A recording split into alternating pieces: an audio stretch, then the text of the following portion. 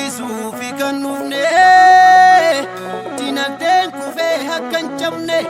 isiniin jedha jabaan sanyiin hidhashuu dhaloonni hojjete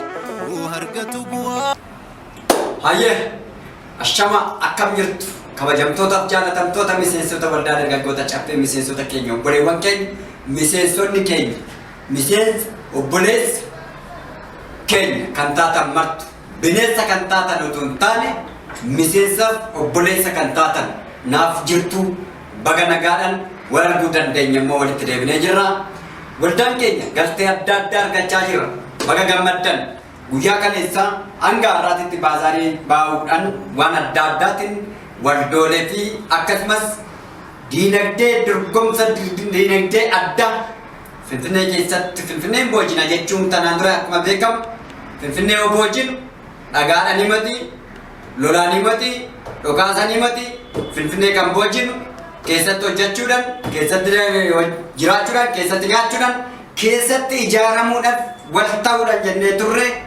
akkuma san ijaaramtoota baay'ee sabaaf sablammoolee keessaa Finfinnee keessatti wal ijaaran hunda wajjin daldala egzibishinii jiddugala nyaata mul'isa oomisha qonnaan bulaa ta'e irratti naannaa dirree aannanii irratti guyyaa 5 walirra biiroo cufnee hirmaanneen tokkoffaa ba'uudhaan guyyaa kaleessaa beekamtii addaa ta'e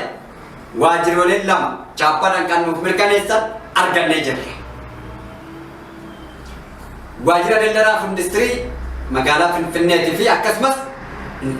Joorkaa International Eventidhaan mirkanaa'e nuuf kennamee jira. Kabaja addaatii fi adda dureedhaan teessoo argachuudhaan sadarkaa federaalaatii fi sadarkaa magaalaa Finfinneetiin asbeezaa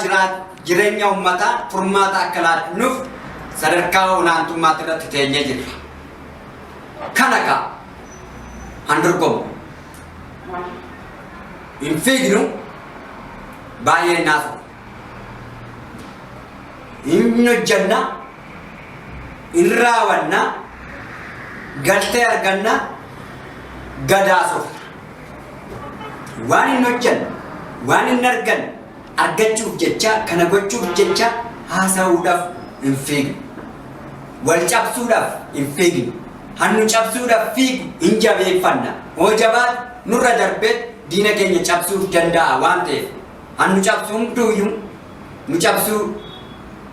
nun argatu garuu nu bira darbee diina keenyatti bu'ee diina keenya wal cabsa jennee waan amannuuf isinis bakka jirtan hundatti qindeessuudhaan qindaa'umaan galtee adda addaa kana qofaa miti karaa beejjibaan naannaa kibbaa lixaa naannoo haaraa amma hundeeffamte wajjinis dargaggeewwan isaanii wajjiniin guyyaa kaleessaa marii addaa goonee sadarkaa naannoo saniititti oomisha kuduraaf muduraaf damma buna warqii waan adda addaa akka nuuf dhiyeessanii fi nus immoo fidannee dhufnee Finfinnee keessatti sirriitti akka fayyadamuu dandeenyu bakka jirtan hundatti akka isinii raabsuu dandeenyu haala mijeessaa jira. Naannolee dhiyoo keenyatti ollaa keenya ta'an wajjin waliigaltee addaa naamusaan qabsoo diinagdee qabsoo hiyyummaa irratti fincila kaasuudhaan irratti hojiidhaaf kutannee kaanee jira. Isinis fincila keenya sirriitti nu faana hirmaadha. Kana keessa wanni kaayyeffan waa'een gaafiin mana jireenyaattis ta'e gaafiin konkolaataatis ta'e gaafiin wanni qabnu hunduu sadarkaa isaatiin deebii deddeebi'aa kan deemamu malee erguma tokko wanni hunduu hin deebi'aa jennee hin eegnu. Warreen sheeriin kaffalan guyyaa boruutirraa guyyaa boruu jechaan guyyaa gaafa 10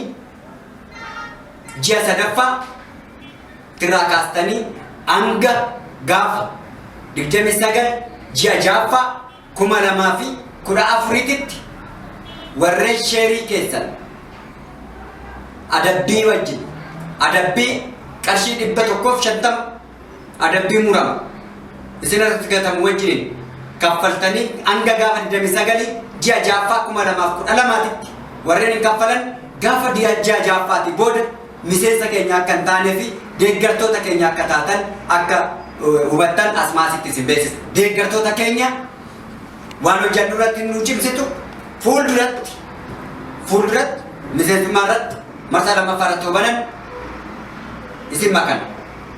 ammaaf garuu gaafa 29 ji'a jaaffaa 2014tiin boodatti miseensummaa keessan warroolee carraa